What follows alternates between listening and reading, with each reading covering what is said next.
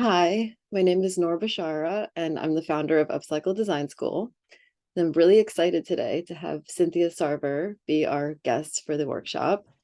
So Cynthia and I met in Nashville when I was there on a trip, and she is the founder of Revival, which is a sustainable clothing and art brand located in the heart of Leiper's Fork, Nashville. And I was really impressed by her store and her work.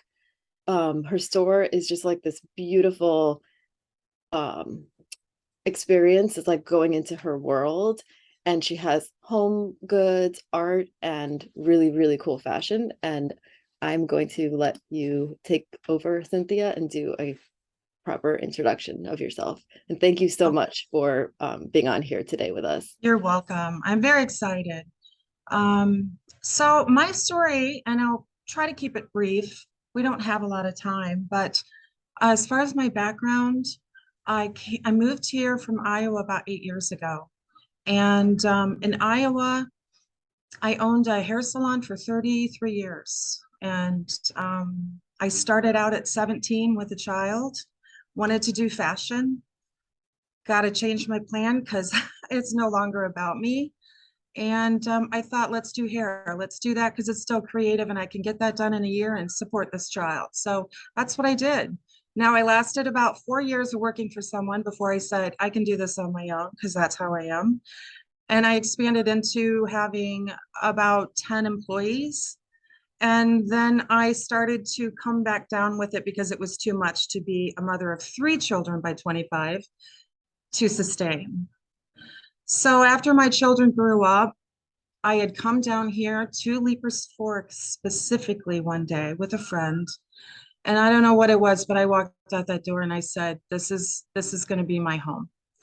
So with my children all moved away, college, all that done, I decided to pack it up and go. And I did it. I did it with a friend who ended up moving back, but I was so glad I had her support because I was a little scared to pick up and move somewhere. But I thought once I get there, I'm going to do what it is I've always wanted to do. I've always had my thumb still in the fashion.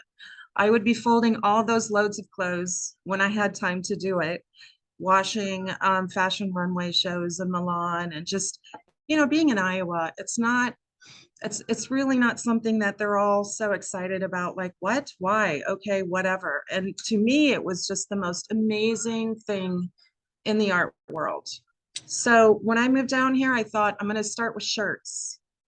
So I thought, let's do something with flannels. Let's make a flannel, not a flannel that is just worn with jeans. Let's add some pearls to it and some decor and some old other textiles to it. So I began with that, just doing flannels, setting up at a flea market. And instead of putting $20 on that flannel, I stuck $95 on it. What do I have to lose? Sold them all.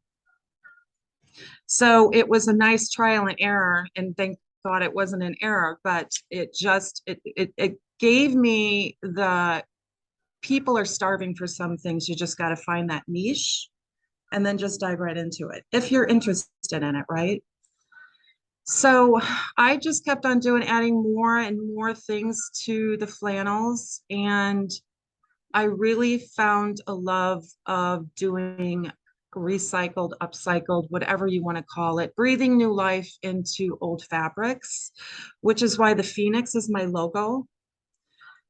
So I just met this gal and we decided she was an artist and we decided to do this thing together and do kind of art and old clothing. And I would say Textile Revival has been in business for 4 years, but I had already had 4 years prior doing this on my own. And that relationship didn't end up working out, but that's okay because there are no mistakes. I've learned every single lesson I need to learn from it. And I just move up and just be positive and try to stay focused.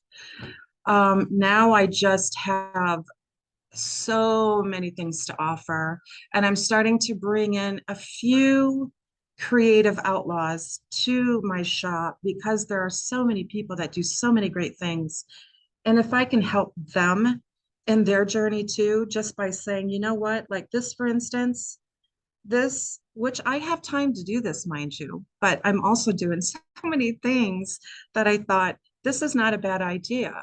Now, this little thing is made from a crazy quilt from the late 1800s. And it's a uh it goes on this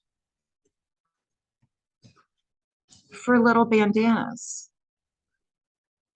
And so I've got all of these little things in my store now, and they're selling for triple the amount this gal ever thought that she would sell these for, because she doesn't put that price point on there. She doesn't value her worth, like the time it takes to do one of these little things, the sourcing of our clothing, the washing of it, putting it on the table and deconstructing it and putting it back together. And all those things factor into what it is we do and the price that we need to put on it, and valuing ourselves, because we just got this one shot to do this, and we just need to focus on being supportive, staying humble, staying focused, doing it what it is that you love to do.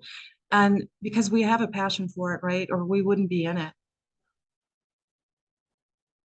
So with that, my background kind of, that's pretty much it in a nutshell as far as how I got here. But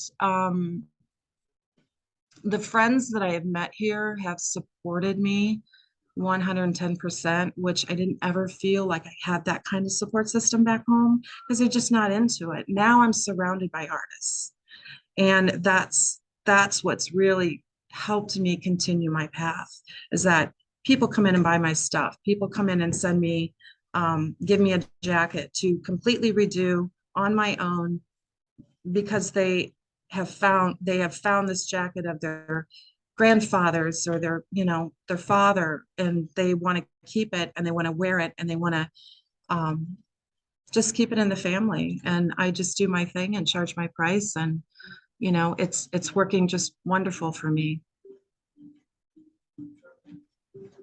That's amazing.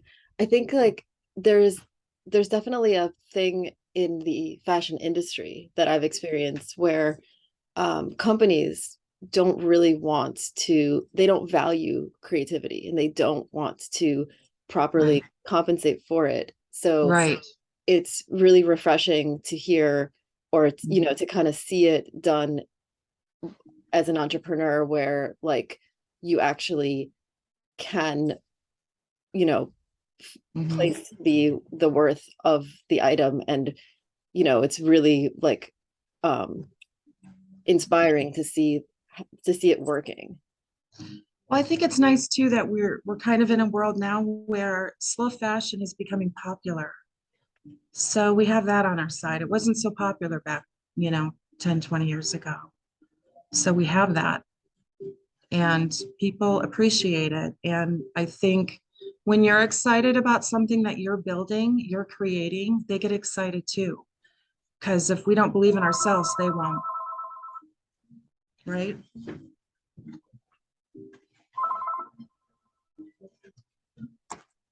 Yeah, Sorry about that. definitely. For sure. And just like that experience of buying a piece that was made just for you, and Right. the experience of like going into your store and picking out one of these really cool pieces, and your pieces are mostly one of a kind, right? Absolutely. Yeah. There's no So, two alike. so it's essentially like buying a piece of art that you can Yes. wear.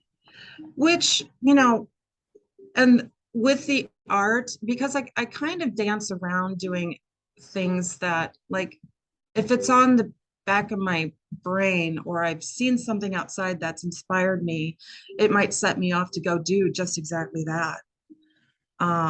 With the art, placing art, real art into the clothing has been a huge success too. We've done all the artists, um, just abstract versions of artists, and kind of paying homage to that, and they just sell immediately. Yeah, and so that kind of ties into the storytelling that Yeah. that I was like really inspired by when I walked into your store, because Yeah. each one of your pieces like just tells the story And so I know them well. all. And Yeah. then the art ties into that too, because if I remember, the art pieces that were in the store were made from the scraps of that particular garment. And so I thought that was such a refreshing way to tie it all together. Right. So, for example, I did a collection on with the Phoenix, the logo, and they were men's coveralls, the blue denim herringbone onesies, and I just completely deconstructed and made them flow and dusters out of them. And they had some sort of piece of art from a phoenix that has been sewn into it and more threads added. So the scraps of everything that was done ended up being this piece of art, which I'm going to try to show you guys. And this is the my logo, but it's all made from scraps. Can you see? Oh yeah. Yeah, wow. And there's lace in there from 1800s. Wow. That's really incredible. And So that's is that piece for sale, or is yeah. it like too special to It is, but it's priced accordingly because I don't want to sell it. But we're and in it for a reason. Yeah. that's one weird thing that I struggle with is if I have a one-off piece, Yes. I Oh, I'm don't want to part with sure. it because I'm it's like sure. one of my Yeah, babies. I'm like, no, but if I sell that one, then I I know. won't have it anymore. I've still hung on and been attached to a piece that was walking out the door that they wore out. Like I was like, oh, goodbye. I miss you. And then I guess that's obviously where you have to just price it right too. You do. You do. Yeah. Well, and so guys, I wanted to kind of open it up to see if there was any kind of questions anybody had and not just talk, and see if you were open to having anything that you wanted to speak about as far as, problems, things you need resolutions for, what you're not feeling, what you're having trouble with, anything at all whatsoever. We don't want to do that. Okay. Trey, I see that you have your hand up, Oh, good. but you feel free to just turn on the microphone.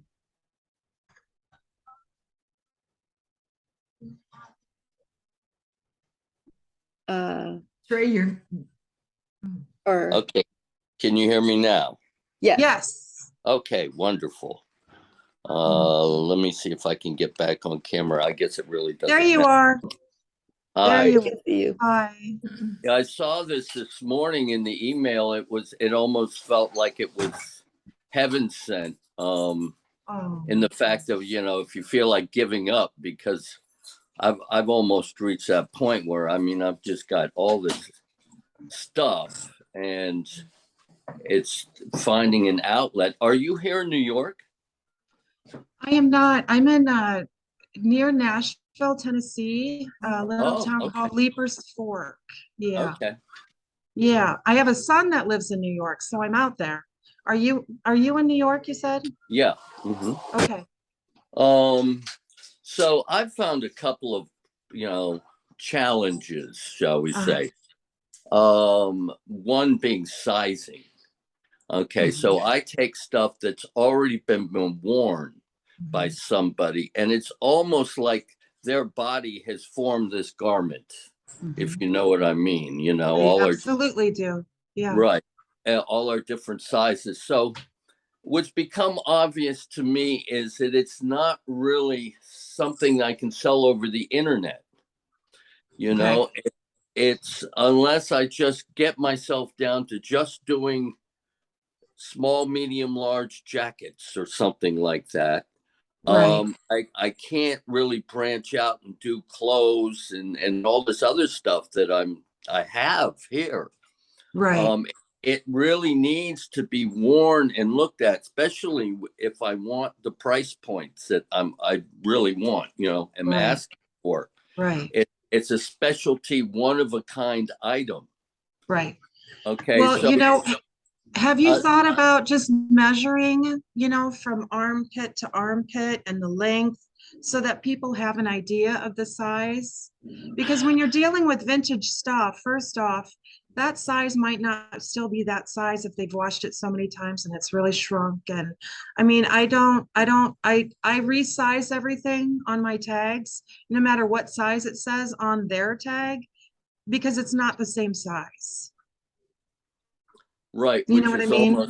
which is almost the problem, because then people start imagining what is medium, what is small, what is it's good to have the length, but perhaps the shoulders are too big, right?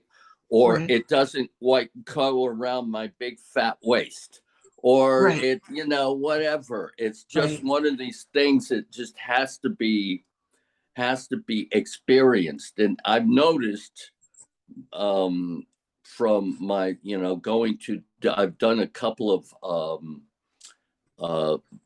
these places of Artist and Fleas, for instance. Yeah. Yeah. And I've noticed that once people put it on and they say, and it fits perfectly, it's almost like I just shut up. I don't say anything because it sells itself. Less is more then. Yeah. Right. Yeah. And so maybe that is your niche right there, is doing that. Well, so the compound problem of all this is that you have to have a lot of product, right? There. Right. For Right. people to try. There are a lot of different sizes. There's a lot of different, and the stores can't handle it. They'll put out maybe 10 or 15 things. Right. So if I don't have the perfect fit and the perfect person to walk by at the perfect time, it's just going to sit there. Well, have a collection. Have a collection. Well, I've tried to get people interested in using the whole collection, but they only want to do 15 or 20 pieces. Sure. Because I've got about 25 other people in that store too. Sure. Right. And and then they'll say, well, we've only sold 2 or 3 things. Meanwhile, I put on this jacket here, which, you were talking about stuff you never want to sell, right? Well, this is kind of one of them. This is a upcycled motorcycle jacket. It's a vintage motorcycle jacket. I haven't put things like wing nuts on it. And that's beautiful. Like that. That's beautiful. And yesterday I put it on. I went down to 42nd Street, and 7 people, I counted, 7 people stopped me to say, so I know I have the stuff. Sure. But if I can't get it all out there, then I'm like sitting in a warehouse, and I can't get my price points. I'm like, at this point, I'm willing to give it away because I want to get it out so I can make new stuff. Sure. Yeah. Right? Make the new stuff anyway. Make the new stuff anyway, and then take some of that and not, pick your pieces. Don't bring it all. Bring some of the old stock that you're tired of, bring the new pieces and mix it up every time you do it. Then it keeps you stimulated as well. You're not looking at the same pieces all the time. It's just, you never know when a piece is going to pop. Also, I'm just going to jump in and suggest that maybe going forward, think about when you're sourcing your pieces to begin with, because what you basically do is you take the existing garments as is and then you paint them, right? So when you're finding the existing garments, maybe from the beginning, think about like, what are the easiest shapes for lots of people to wear? And good point. If you source it that way and you're like, okay, this is a really cool coat, but this is like really small, maybe I'm not going to take this one, but this is like a motorcycle jacket and I can easily like make this, pass it on, sell it. Yeah. And then also like make your own sizing chart and figure out like, what are your sizing measurements going to be? And then every garment that you select and you paint, measure that garment and figure out like, okay, does this spec fit into my size medium? Does this fit into my size small? Is this a large? And then always take off the original sizing and then put your sizing on. And that way, like, this is one challenge that I've had for a while, is my first piece was this fitted blazer. And it was a tough fit because the armhole was really high. It fit me really well, but when we graded it into all the sizes, it's really tough for most people to wear. So going forward, when I design a new piece, I'm thinking about like, okay, I would love to make this like fitted dress that fits me perfectly, but then it's like, well, this dress is going to might be hard for most people to fit. So let's pick a dress that doesn't have a small waist. It has like an easy waist that's like easy to fit most people. Those are the pieces that I personally do best with. Right. And Yeah. you know, if someone really loves a piece and it doesn't fit them, that doesn't mean that you can't talk to them about, let me find a jacket that does work for you and make that piece so that you have one. And that's when I ask for a half down to start a commission, and then the balance when they pick it up. And it's always worked for me. I haven't had any trouble with that.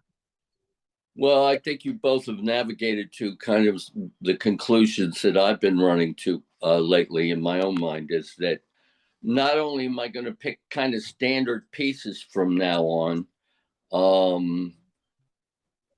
but I'm going to get them rather new, you know, not as compared to really old and kind of worn in. And also, being more standard with sizes and doing the custom work and making sure that, you know, because the idea really started with me is taking other people's clothing that they were no longer interested in. Right. And I just put new life into it, and they were like, wow, this, you know, old Century 21 faux leather jacket that, you know, I hadn't worn in 2 years is now like the best thing I have, right? So that's the spirit behind it. Wonderful. That's amazing. Thanks for sharing. Thank you. Sarah, were you going to say something? Oh, I was just, yeah, I love the idea of storytelling. That really caught my attention. I just want to say at the outset, because I think so much of this is about storytelling, you know, in terms of textiles and kind of, you know, how we embody our clothing or our objects around us. So that's to me very, and even just what Trey was saying about finding something and then bringing another aspect to it. There's a story there that's so. And you know, people love those stories. Exactly. Every piece that walks out this store, I always tell them the story, and they could fly out of here. They're so ecstatic because they have this special, heartfelt piece that, you know, we put the time and the thought into. I just wanted to comment on that. And then the other thing I was thinking about in terms of sizing, I'm not a fashion person, so I don't know all the particulars, but I do follow some people on Instagram that are in this space of upcycling or creating pieces, and they when people they have made it part of their platform to always photograph people wearing the pieces, so it can be whoever's come in to try something on. And this particular person has a personality where she can convince them to, you know, no one's shy, you know, obviously with their permission, they do it. So you're seeing different body types, not just sort of a typical model or something that's super fashioned, but I also feel like that's an important aspect to what we're talking about. Absolutely. Anyhow, that was my comment. Absolutely. I love it. I love it when, you know, women that come in here and, you know, so they come back now because I've been open for so long, and they just know that this isn't about having the perfect body type. That's exactly, there is no perfect body type. You know, we're all made the way we're made, and we need to embrace it. And my clientele seems to really embrace that. And that's what I love about it. I love taking photos of them in it before they leave. And if I don't post it, it's just something I like to look back on because you know that I'm always inspired by them too. Mhm. Yeah. Yeah. Yeah. What is it that you do? I'm excuse me, I'm more of an artist and make product for myself, I should say, for interiors. So that's my background is in design, textile design. Nice. But I'm using like threads that I've found or accumulated, or it's I haven't quite figured out, if I want to go the step of producing, but I find the whole idea of textile and repurposing very exciting area. Right, right. Yeah. Oh, that's Yeah, great. as a material. Yeah. Sure. Yeah. Well, Nora, how about I show them the place real quick? Yes. I'm gonna take you around my store, and so after opening this store, which started in COVID, 6 months later, it was like I don't have enough space to create. I would literally come Monday morning, take everything, put it aside, and work off the center table that I had. And then when it was Thursday, because I'm open Thursday to Sunday, I would put everything back. So the tenant that was next to me ended up leaving. So I said, I have to at least try it. And we blew the wall out. So I had a studio. So now I'm always working. So when I have those slow days, I'm just back in the studio working. So it doesn't make any difference to me. But yeah, let me show you.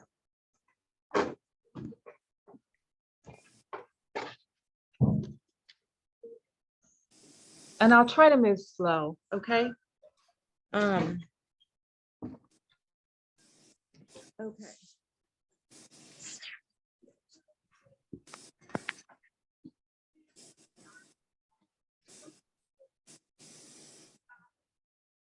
Hi, I had a request. Can all be on mute because the video then just changes if anybody makes any noise?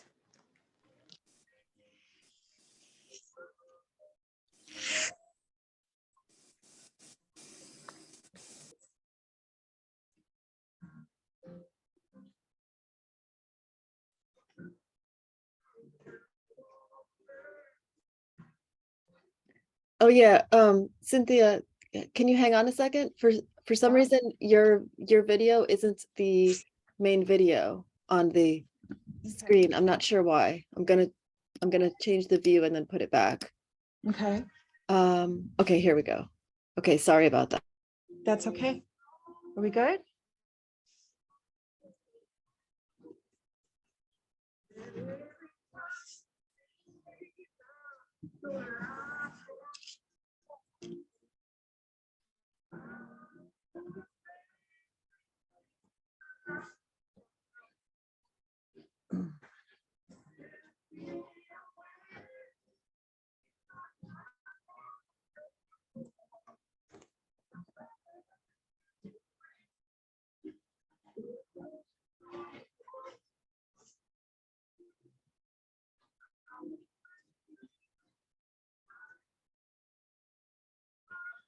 Am I going too fast?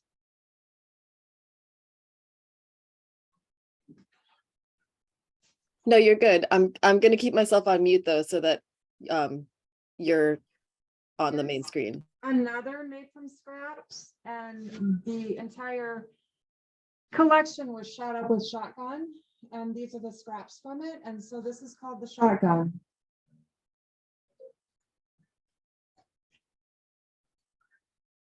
This top was made for John Wayne Official magazine, and this was made from early 1900s, late 1800s wedding dress. So it was a domino on one side and then a saloon sleeve on the other. This is Ode to Mark Rothko.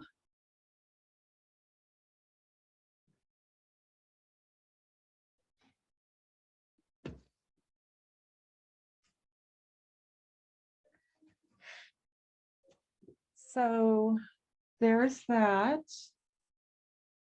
And then This is going into the studio, which is a mess, people.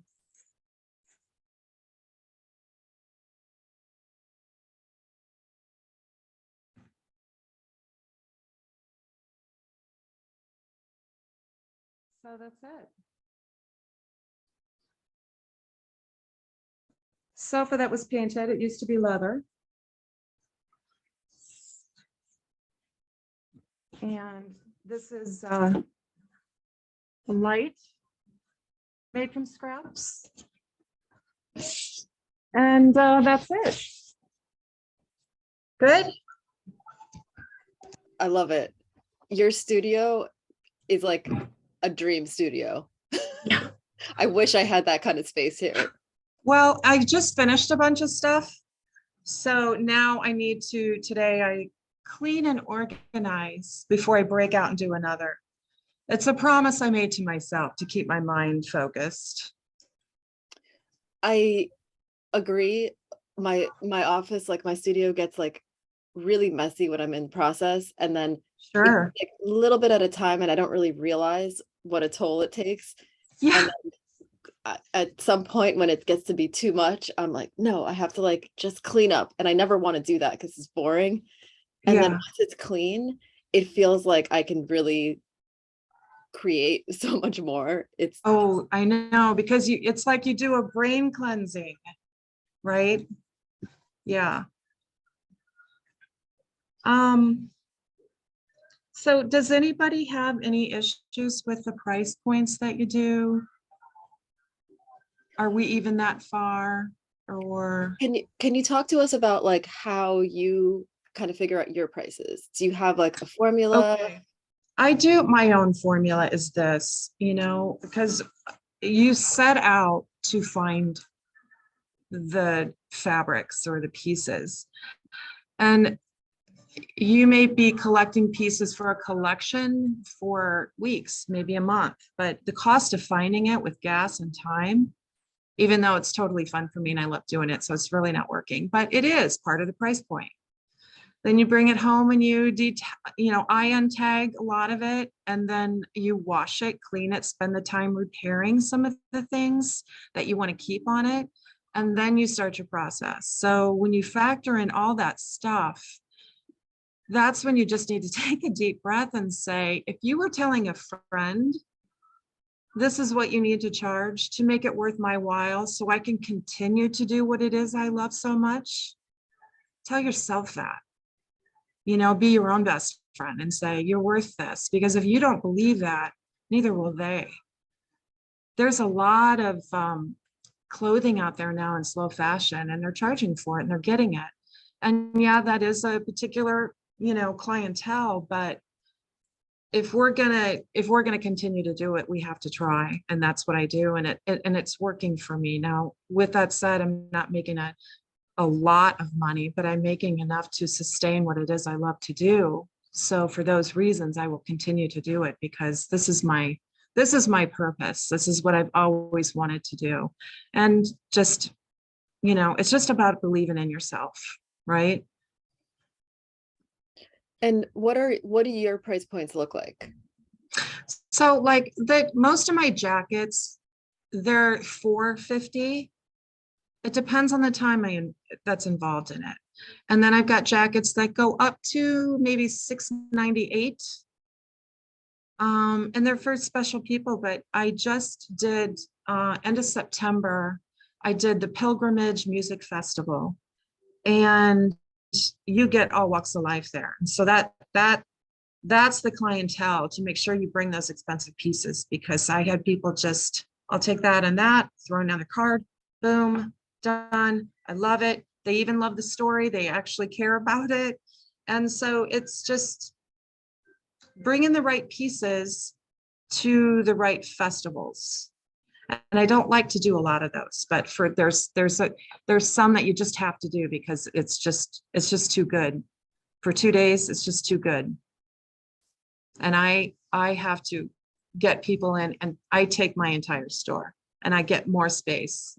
I do a double, and I have people there helping me out, but you know, you got to find those things too, because that adds into your annual income, and you need that. You need those big events.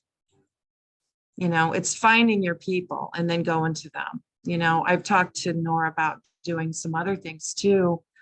Not that I need to right now, but I would like to just dance around the idea of doing sort of a trunk show, but not a trunk show. It's not a trunk show where I want them to invite a group of people and have them feel like, ugh, I'm coming and I have to buy something, or I don't want that pressure on them.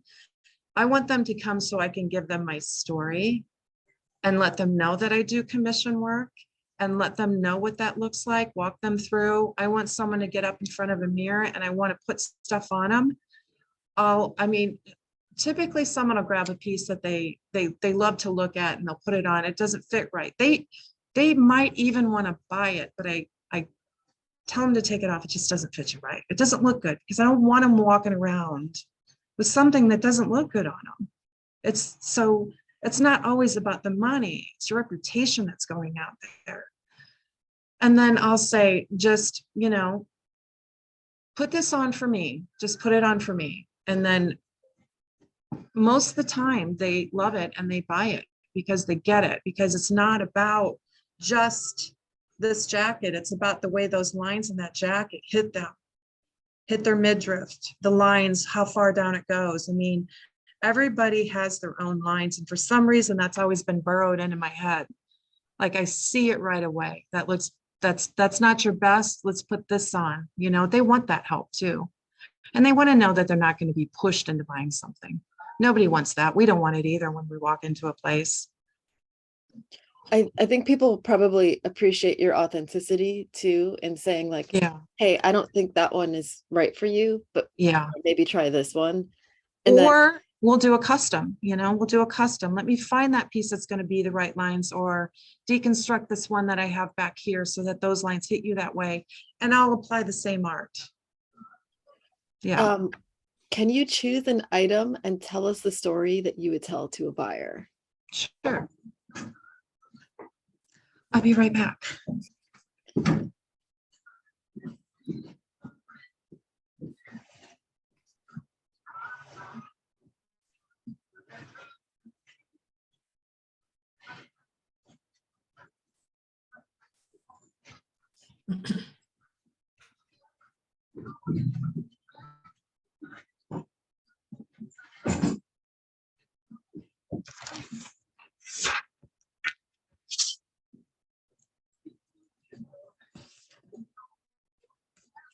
Okay, so this piece here is made in Scotland. It's from the 70s. It's 100% wool. It's got these very large buttons. It's just beautiful. So the lapel that I have on here,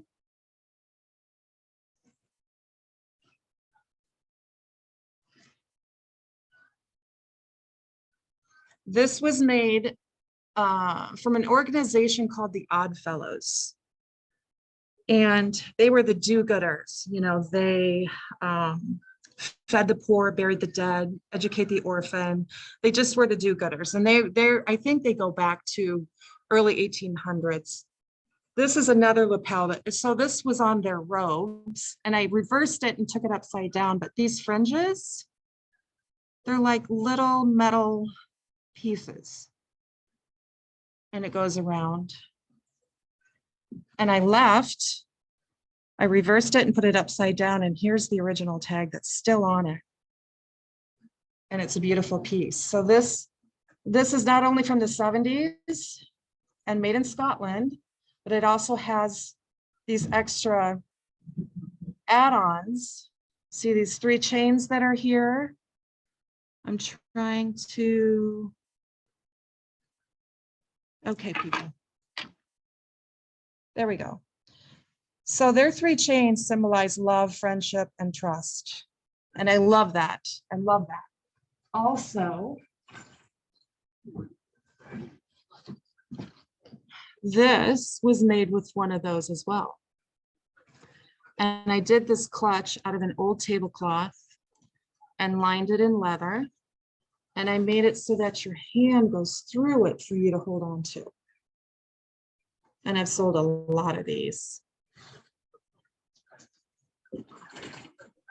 I love that. It's almost like a bracelet Yeah. while you're wearing it. That's very And then there's this, which is a skirt. And this has old quilts, old scraps, denim, pieces of art, painter's cloth. And I sell a lot of these. And some of them I keep open in the front, and they're called overlays. So they would go over denim things as well, or leggings. Like this here.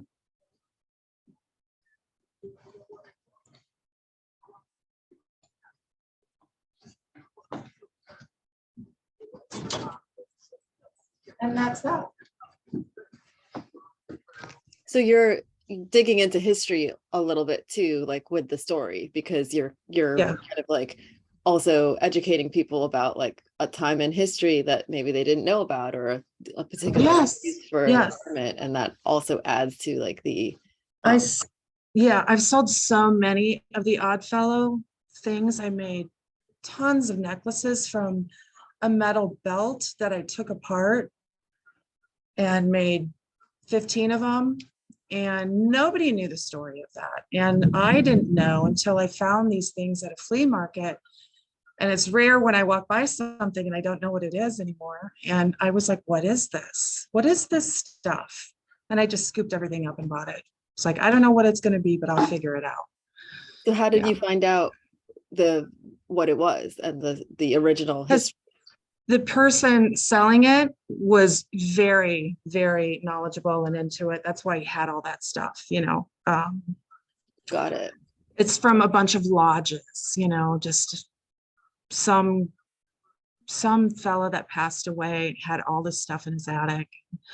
And since it was such a loving story about how they helped people, that attached me to it, and I had to have it. I like to find things that you know, that are different, because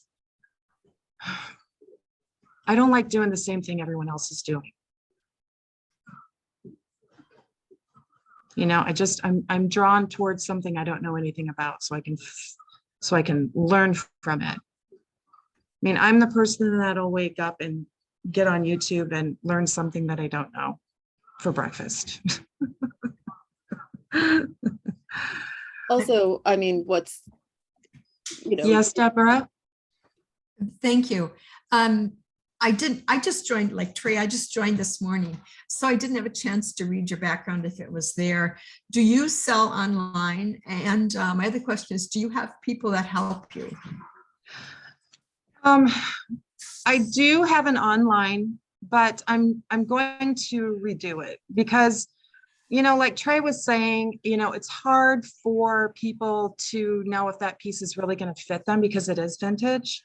So I want to put up things that I know that would be easier for them, like my Textile Revival t-shirts and my Creative Law t-shirts and purses and jewelry, and explain about the commission work that I do. And then the name is Textile Revival. Byline is Creative Outlaws. So like I was talking about these little bandana things, I want to put more things up like that as the Creative Outlaws. Like there's a lot of other little things like that I can do that, you know, it's hard. It's hard when you're doing vintage, you know. Some people don't want to measure everything. You know, I don't want to measure my arm to arm and lengthen my body. I don't want to do that. I just want a jacket that I think will fit. Some people have that small, medium, large on the brain. But when we're dealing with vintage, it's not that simple. Yeah. Artwork is another great thing to put online. You just got to pick what's going to be easy for them to, you know, purchase without thinking, you know, is that going to fit? And do you have people that help you sew? I do not. I could use a couple. I bet. Yeah, I could use a couple. And that's something I'm thinking about now.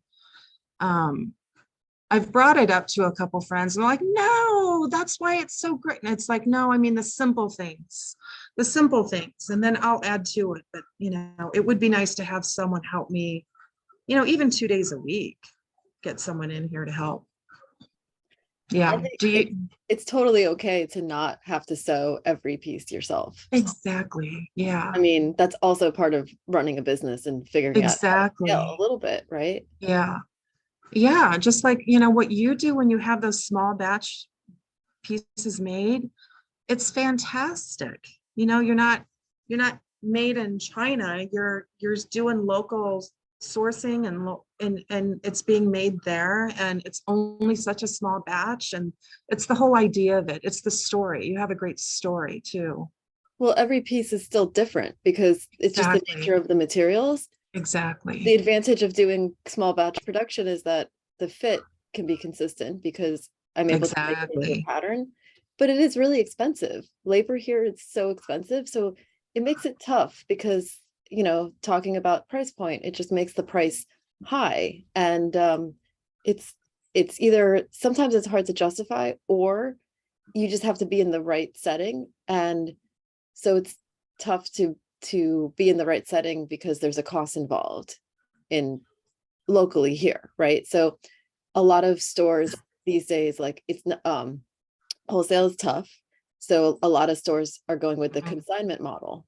But the traditional consignment model is that as the designer, you pay for your inventory. So you take on that cost and then you split with the store 50-50. I won't do it. The stores here, that's not enough for them. They want you to pay a monthly fee as a designer, and they want to take 50% of your profit. No. Like, so as a designer, you're like, well, what do I do? Do I open up my own store here? But I don't even know. I mean, the rents in Manhattan, even ridiculous. It's probably like $8,000 a month to have a little store in Park Slope. So, you have to be like creative. Right. Well, I mean, even when you have a small batch made and you have to charge a certain price because it's pricey for you to buy, if you were to make all 20, let's say 20 pieces are being made, if you were to individually make all of those pieces, it would take you to where you'd need to charge a certain amount anyway. Yes. So for sure, it opens up you to do something else by you doing that, Oh, absolutely. Yeah. Absolutely. Yeah. Yes. Totally. Just And tell yourself. That's the business model of like actually scaling, is that you have to take yourself out of the equation and you have to say, like, I'm one person or I'm a small team. We can't do everything ourselves. Exactly. And pick like what you can do and what you can do that saves money and what you have to outsource. Otherwise, there's just not enough hours in the day. There is not. Then it limits you from actually taking it to the next level. Exactly. And so we have another question from the chat. What's your advice for startups? Well, more specifically, like, are we talking clothing startup, like what to do A, B, and C? Or are we talking like set your path, know your worth, and surround yourself with amazing people that believe in you and stay focused?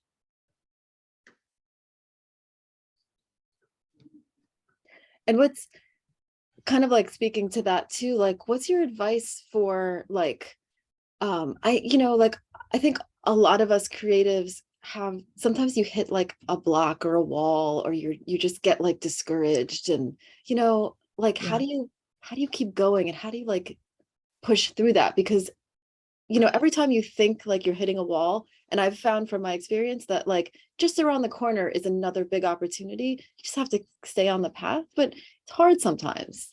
It is hard, but believe in yourself. You can look at something that's gone wrong that is just like, what am I going to do now? Or you can choose to say, okay, what are we going to do about it? You know, there's always a negative way to handle something and a positive way to handle something. If you choose the negative way because it's easy and we're mad and we're pissed off, what one good thing is going to come from that? Reroute. Okay, I've got this thing in the road. I'll deal with it. If you can't deal with it now, move on and do something that makes you happy or positive way of thinking.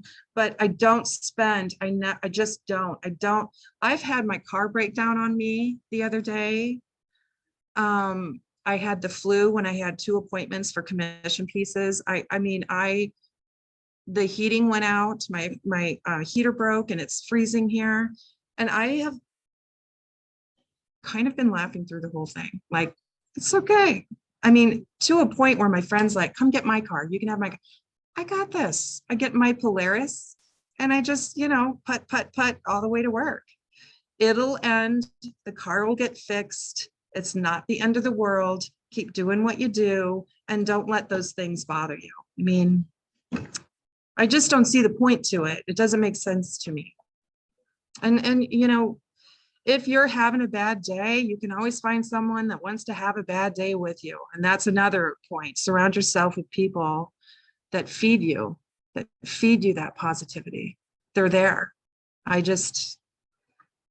spent a lot of years running a salon and catering to people to where I just had zero left when I got home. I had nothing left. And now being away from that and being here and doing something that I'm so grateful I get to do now. I set my boundaries because I have that personality where I want to give and I want to help, but then I have found that there's people that will continue to pull from you because you help them and you feed them, but it sucks you dry. And if they don't do anything about their life, you're just going to continue to be in that world with them. And I can't do that. And neither can you. It's a waste of time. You can only help them so much and then you got to pull away. I have a son that does the same thing and I'm always on him about it.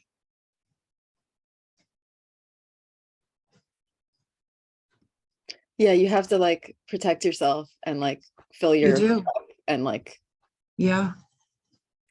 yeah, and mindset is everything, right? It is everything. I just watched this Netflix special. It's called Heal, Heal, about the power of your mind and how that is it's so powerful if you allow it to be. I'm not saying it's going to cure cancer, but I tell you, if you walk around feeling like I can't do this or I can't, or this happened, you're not going to get anywhere. You're going to be stuck, just going to be stuck. It's not why we're doing it. We're creative souls. Branch out.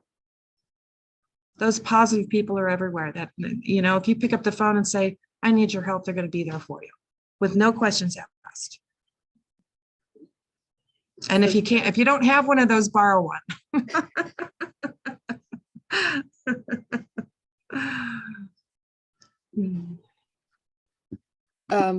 Prachi, are you raising your hand?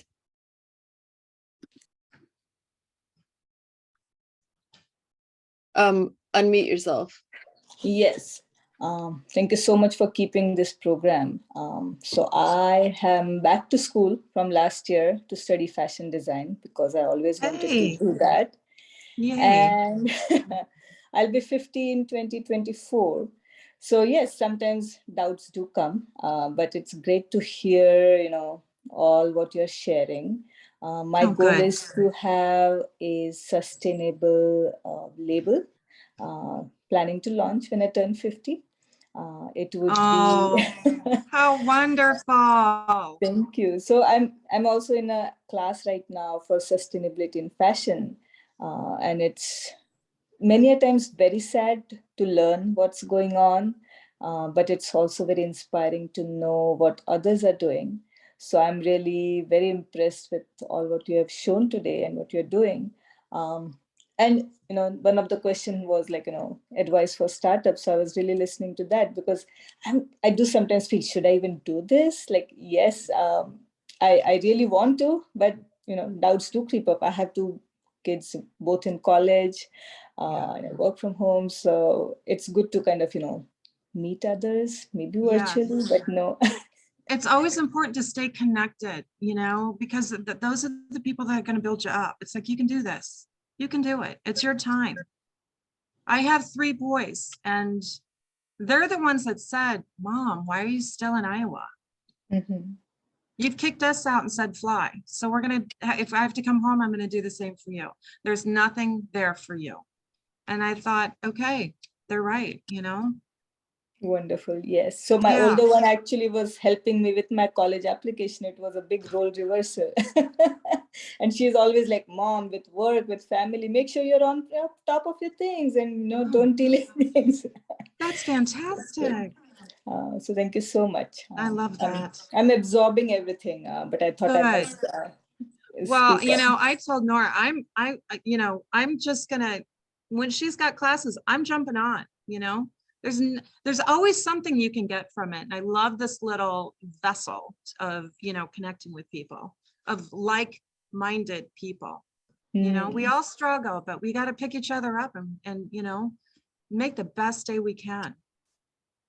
And I also was Googling you and seeing your work, and I'm like amazed, like you have what, shotgun and this and that. I'm like, I would have never thought of anything like that associated with clothing and all. So it's mind blowing in a way. And not to be limited, I think, right? Not to be limited. I mean, like I always say, and I've always said this, that there are no mistakes. If you're back there and you screw something up, it's like, oh my God, what did I do? I'll leave it, brew, and start something else. And 9 times out of 10, when I go back and look at that piece from afar, I'd be like, you know what? I could do this. Like, it creates something else. It's all in your mindset. Learn from your mistakes or make those mistakes intentional. Perfect. It could be a whole different beautiful piece you never even thought of, It's all how you view through your lenses. Wonderful. Thank you so much. You are welcome. I'm gonna be on mute now. Okay. Trace has another question. Okay. Unmute yourself. There we go. Yeah. It's not so much a question as it's kind of our conundrum and a couple things going on here.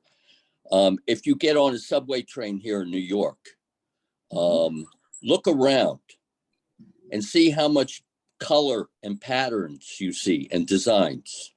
You don't see much. Right now, we're in this kind of paradigm of the monochromatic, which is one reason why I started calling myself the anti-Ye, anti-Kanye, is, because there's that mindset with his stuff that he's trying to get everyone into a certain aesthetic, which I admire, because that's kind of what I'm doing, Yeah. I have an aesthetic. But a problem is when it takes off and it's like everybody's walking around in gray and black. And they're very boxy looking. And this is from the internet, right? Shopping on the internet, it kind of dumbs everything down to an algorithm. And we're kind of like the anti that, we have to break the paradigm here. Yes. And it's funny that I'm looking around and I'm seeing people over 40, in the room here, because we're the colorful ones.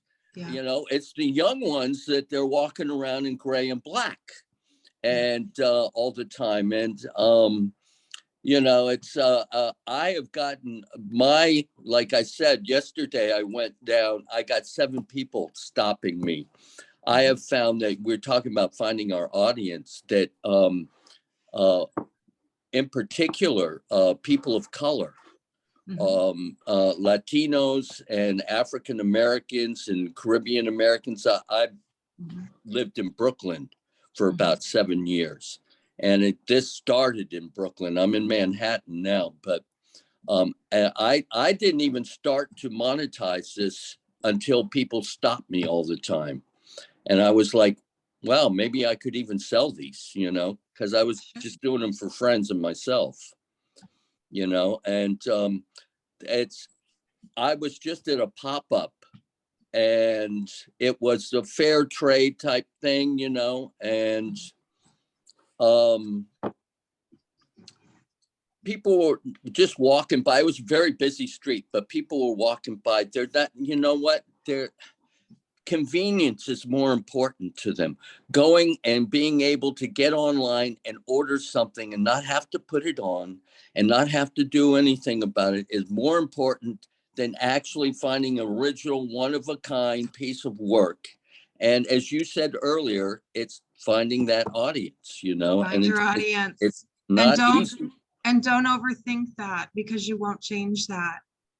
Find your audience, stay focused, and stay positive, because that will do nothing for you. What is that? What do you mean by that? Don't focus on what's being sold, mass produced, that people are buying. I mean, it's huge, so huge that I don't think about that, because then I focus on it. You know, I fixate on something if I don't move away from it.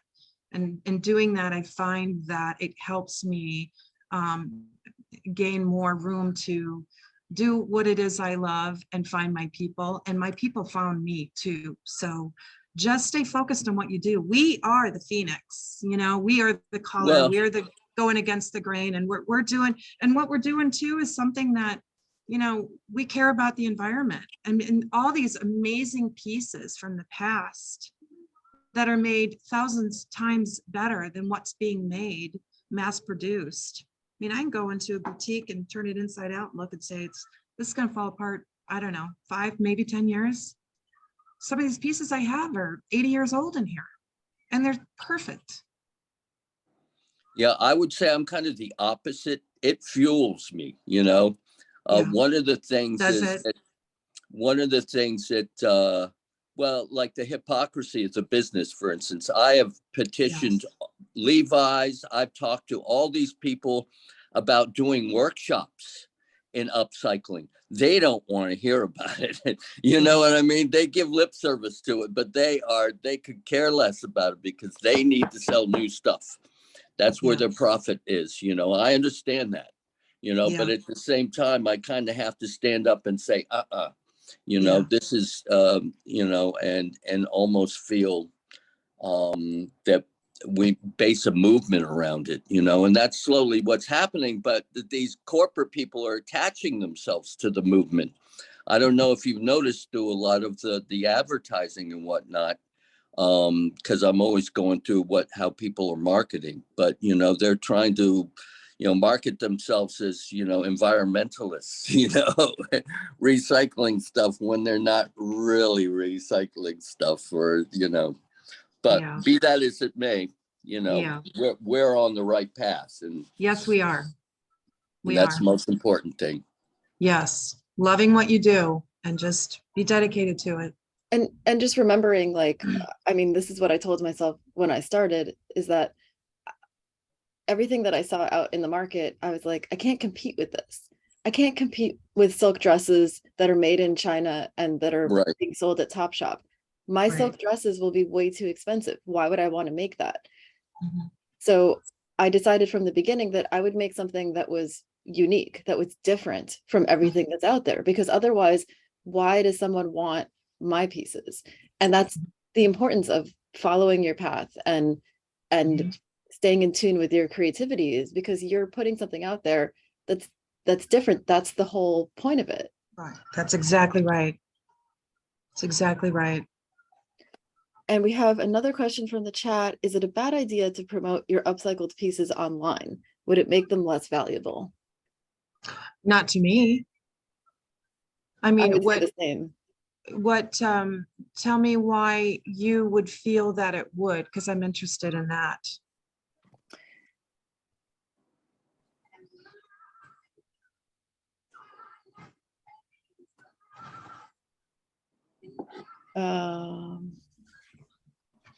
And feel free to unmute yourself if you want, or just type in the chat.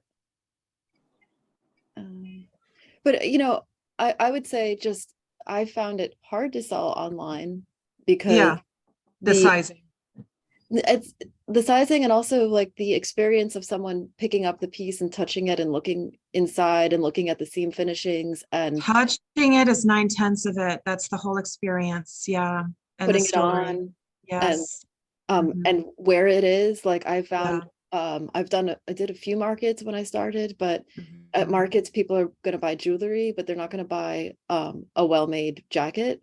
But if you Yeah. put the well-made jacket in a really nice store, a high-end Yeah. store, then Yeah, people will walk in and they'll try it on and they'll love it and they'll buy it. absolutely. I would love to sell more online. I just haven't personally figured out how to crack it. Yeah. Well, I mean, being that you do have pieces made, like 20 pieces made at a time, with any label, it's everybody has kind of their own sizing. Like, you could go brand to brand and it's two different sizes you wear. Once they have that down and have your size chart to understand what would fit them, and after they buy that first piece, then they know I'm a size medium in her brand. Yes. Yeah. Or the model here wearing this too online is 5'6" and a Right. size blah. Right. No, and Yeah, there's I things I do those just come things. off the top of my head. Yeah, Yeah, you totally. do those. Yeah, Yeah. I do those things. I even tried putting videos on my site Oh, great. last time, but Yeah. it's a whole thing. Like to really drive sales online, you have to be constantly doing email blasts. You have to be constantly Yep. Yeah. posting like shoppable products on Instagram Right. and tying it Yes. together. You have to be blogging. You have to be updating your site all the Yes. time, posting new products all the time. And Yes. And that's a whole nother game of yes, that takes away from what it is we're doing. Yeah. exactly. That is the nice thing about having stores, having them come in so I can be personable with them, it Right. matters. Yeah. And you can be like interacting with a person Yeah. and not just like, I'm sending an email blast. I hope somebody clicks on it. Right. Right. Yeah. Yeah. Right.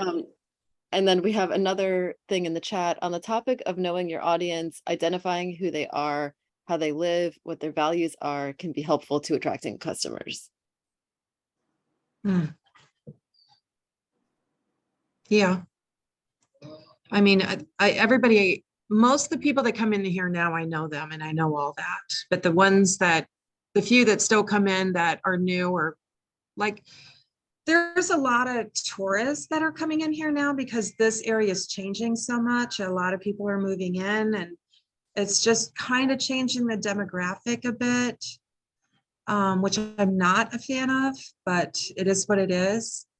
When they come in, I do, and maybe this is from doing hair, but I try to get to know them a little bit without being too annoying. You can sense and feel when someone doesn't want to talk or someone doesn't want to, and that's okay. Just let them. But when they do engage and want to talk and want to hear the story, I always go through that with them. And I want them to get it when they walk out the door, whether they buy something or not. I want them to follow me on Instagram or take my business card home. Call me with any questions. If you do end up finding a piece that you would love to have me do, send it my way, and contact information, all those personable things. Yeah. Yeah. Cynthia, I was a Yes. hairdresser too. Oh, you were? Yes, I was. Oh my goodness. It really gave me quite a good insight into what I'm doing now. It's almost been seamless, Sure. because dealing with people and their vanity, and et cetera, et cetera. It's like you were talking about. I don't know how many times I'd have to talk someone out of a hairstyle, that they saw someone wearing, and they would come in and I'd be like, this is like probably not the best idea. We'll do it, but and I used to just cover up the picture of the face, Do you still want it? They're like, what are you trying to say? I'm not as pretty. No, that is not what I'm trying to say. What I'm Exactly. saying is you don't like these lines are not good. Those lines aren't good for your face shape, or your Well, hair texture is different, or It's it's the a, same thing. It's all yeah. fabric. Hair is fabric too. Yep. And I used to talk about that constantly, how about, because I was a hair cutter, not a Mhm. hairdresser. Mhm. Okay. And there's a huge difference. Now we have nothing but hairdressers, Yeah. because most people wear their hair long. We can't, one of the things we can never do is ignore paradigms. They'll kill us if we do. There was a certain amount of going with the flow that I had to do, and there was a Mhm. certain amount that I wasn't willing to do. Like when Right. I had to start using 380 degree hot iron tools on people's hair to make it straight. I was like, Yeah. I'm not going there. Or put a mask on to do a straightener. Yeah. I was like, oh, really? Okay, this is Yeah. good. Yeah. Yeah. So there's a Yeah. certain amount of bend and flow that I will do in the fashion, sense. And then there's a sense where my common sense says, trouble, Will Robinson, trouble, Yeah. You encounter people that don't get what you do, and I've had that where they've walked out and made a comment or something with their friend, and I just let that roll right off, because I think they're either having a bad day, or it must be horrible to live life that way, because it's unkind. But it doesn't waver. It doesn't knock me off my chair. I know through doing hair how some people are, and I just am focused on taking in only from people that matter to me. And that means a great heart with integrity. Be And there's kind to everybody, be humble, there's Yeah, enough of those people out there. There's enough of your people out there that if you just absolutely there focus are. on Yeah, your people, you don't have to make products for everybody. no, Well, yeah, I named mine Amo Ergo Sum, which in Latin means I love, therefore I am. I love that. And that's really what the core of it is all about. So That's right. That's awesome. I love that. So we have one more question from the chat. Okay. So do you teach or provide workshops to your clients or the community? I don't, because I don't have time to. But with that said, there's a little boy that lives in this area. His parents own the store downstairs. It's an antique place. And his name is Carter, and he's 12. And he will come up here and visit me and ask me questions. And do you mind if I put some things together out of your scrap buckets? And I'm like, no, have at it, Carter. And I'll be working. And now it seems every Sunday he's in here picking up where we left off the last time, because he is so consumed with what I do. He said to his father, when this lottery thing was hit and it was so big, someone just won it. He said to his father, well, Dad, they bought a ticket. If you win, can I have $1 million of it? And his father said, sure, Carter, you can have $1 million of it. And he said, if you do win and I get $1 million, can I give half of it to Cindy? He said, why do you want to get half of it to Cindy? Because I'm really inspired by what she does and I want to help her. And I've been paid. How sweet is that? And yeah, I right. just, he's just, kids are sponges.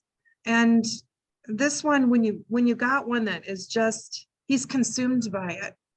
Like his mother said, what sketch pad did you buy? And I said, just go on. And she's like, he wants the exact same one you have. And I was like, oh, okay, let me look it up. Which watercolor pencils did you get? I'm like, hold on, I'll get, he wants everything exactly the way I have it. I just think that's just so adorable. Well, Yeah. I think that's a nice way to end. Yeah. Yeah. Well, guys, I have an Instagram called Textile Revival. If you ever want to reach out, please do. Just message me.